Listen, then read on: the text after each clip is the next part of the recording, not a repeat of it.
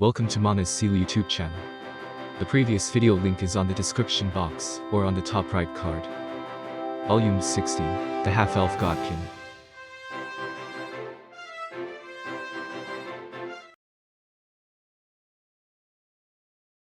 Then why was she wearing such a thing? She was probably leading the opponent's attacks, thereby intentionally exposing it. It's highly possible that this was a trap in waiting. Despite realizing that, Zesshi couldn't help but slightly hope to kill the girl with a single hit by targeting that area. That was why she was trying her best to not look at it. Power of Gaia. The girl suddenly cast a spell, making Zesshi white in her eyes. Ha! Magic. Not a martial class. No, it's not like there are no martial classes that could use a little bit of magic, but, Zesshi could use a little bit of divine magic, but she has never heard of the spell the girl used. It didn't affect her, so it's possible that it was self-buffing magic.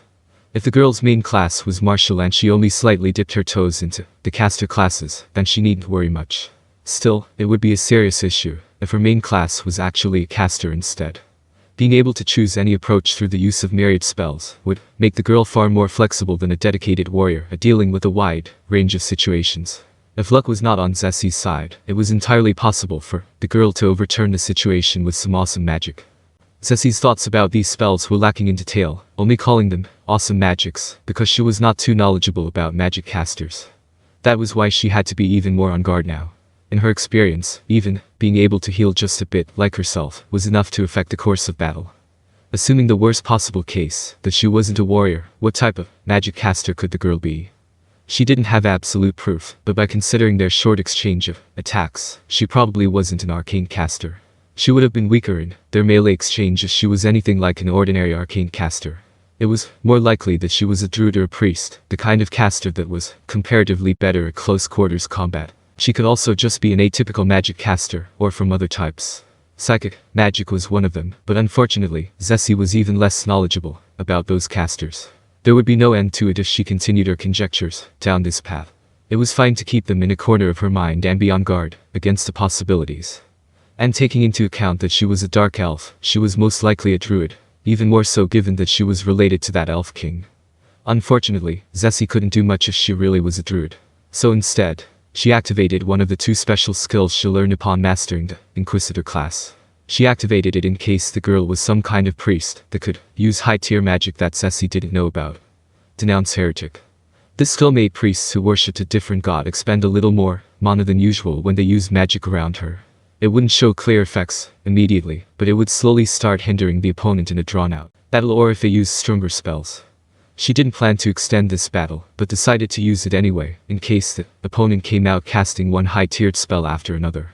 Using a skill like this that aimed for a single, very specific effect was probably wasteful when she wasn't sure about her opponent's abilities, but such skills were useless if not activated at the start of the battle anyhow. Elemental Form, Earth. The girl cast another spell unknown to Zesshi, turning her skin to a light brown shade. Changing skin color was probably not the only thing that spell did. She also thought that perhaps the girl was showing her true form, that she was originally not a dark elf, but a different race, but it's useless to theorize about that. She should not get caught up in questions that didn't have answers when in a battle with her life on the line. Such gaps in knowledge should only be guarded against. The same went for magic.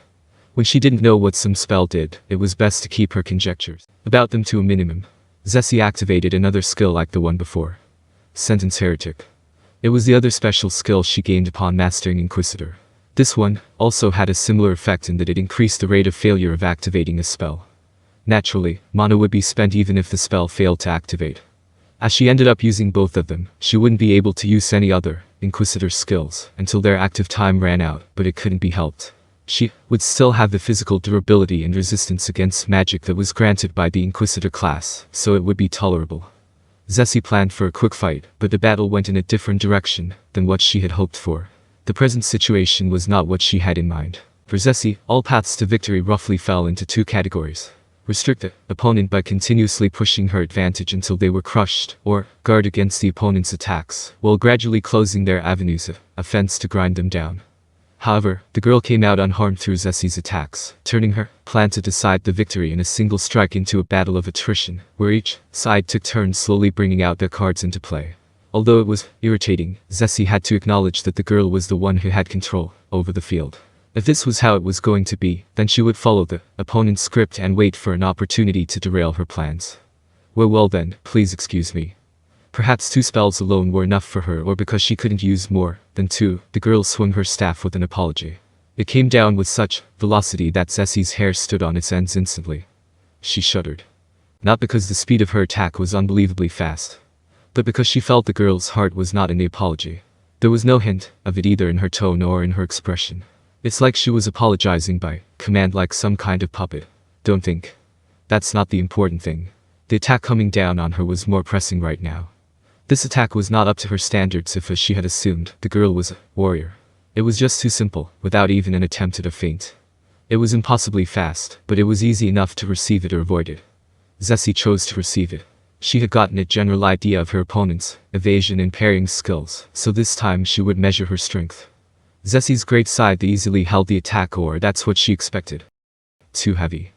She should have been able to receive it easily, but instead, both her elbows and her knees were bent from the force. Forced down, the staff came near her forehead. Zesshi gritted her teeth and with a spirited cry, pushed it away with all her strength. Even though the weapon was pushed back, the girl didn't break her balance at all. However, the staff's recoil made the girl wide open. A chance. Trying not to stare at her defenseless navel, Zesshi activated several martial arts.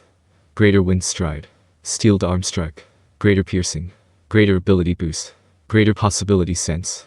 It was for this moment that she held back from using martial arts before. Her speed, agility, damage from her attack, piercing damage, and strength were all increased, along with her sixth sense being sharpened to the extreme. She was aiming for a single spot. Her navel, which looked so defenseless. Perhaps it was a trap, but she was confident enough in her ability to break through it if there was one. And most of all, she couldn't resist the hope that she could wound the girl seriously enough to completely turn the tides of the battle to her side. Zesshi had a reason to resolve this battle quickly. She shrunk the distance between them at lightning speed and swung her weapon so fast that the sound left behind by the scythe cutting through the air couldn't catch up with the blade. She then directly hit the girl's soft navel. Zessi's sudden acceleration due to the rise in her ability surprised the girl, who couldn't defend herself in time. After some resistance that was more than what she expected, hard enough to make her doubt if it was really skin, her scythe broke through and smoothly pierced her skin. Yes. She couldn't help but smile. Zesshi had a class called Executioner. It greatly increased the damage from a critical hit and sometimes even killed the opponent in a single hit. Originally, it also had the ability to deepen wounds from slashing weapons, but because she used the middle blade to pierce her instead of slashing her with the crescent blades that extended to the sides like wings, that ability wouldn't trigger in this case. Even so, this attack should have damaged the girl considerably. However, her joyful expression soon turned serious. The feeling that she got from her weapon was too strange. Especially because she couldn't feel the sensation of her innards being cut. Before she could understand the reason, a black silhouette appeared in her peripheral vision. Instant counter. But it was too late. Just too late. Even though it was only for a moment, her getting caught up in feeling her weapon was a mistake. Gah! A loud sound echoed. Her head received a hard blow from the weapon with a tremendous force behind it. She immediately used pain suppression and jumped back a great distance using greater wind stride. At the same time, she forcefully pulled back the great scythe, dealing more damage to the girl in the process. Her scalp had probably split from the strong blow as blood started to trickle down Zessi's face. Even though she was suppressing the pain with the martial art, just moving her face was enough to make pain rush through her, making her lightheaded.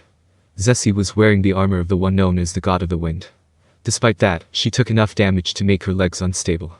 It had been a long time since she was wounded to such an extent. Heavy recover. While maintaining enough distance that the opponent couldn't reach her in a single step, Zesshi cast the highest tier magic she could use to heal herself. It was far from healing her completely, but it should be good enough as first aid for the time being. While she cast the spell, she continued to observe the girl, guarding against a follow-up attack, and then she widened her eyes. Putting aside the matter of her innards, the girl's abdomen wasn't even bleeding.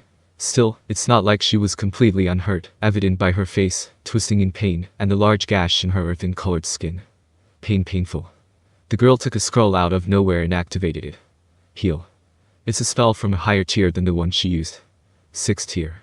Why, such a scroll? This is bad. She probably healed most of her damage from that. I don't know how much health she has remaining, but I am probably the one with more damage unhealed. And the feel of that abdomen, considering that extreme hardness, it really was a trap. The defense provided by the armor's enchantment probably had the attribute to negate critical hits in that part, but it looked like the girl still felt the pain of getting stabbed in the stomach. The trap worked splendidly at leading her opponent's attacks to that part, but it seemed like the girl would have to pay the price of pain for it. Zesshi clicked her tongue, wondering what wicked person could make this kind of armor. If they knew they were going to be targeted there, they should have added pain resistance to it. This was no different than cursed armor. Zesshi wanted to furiously scratch her head from irritation, but suppressed the urge. She didn't want to do anything that would increase the pain, but she didn't have the option to do that anyway.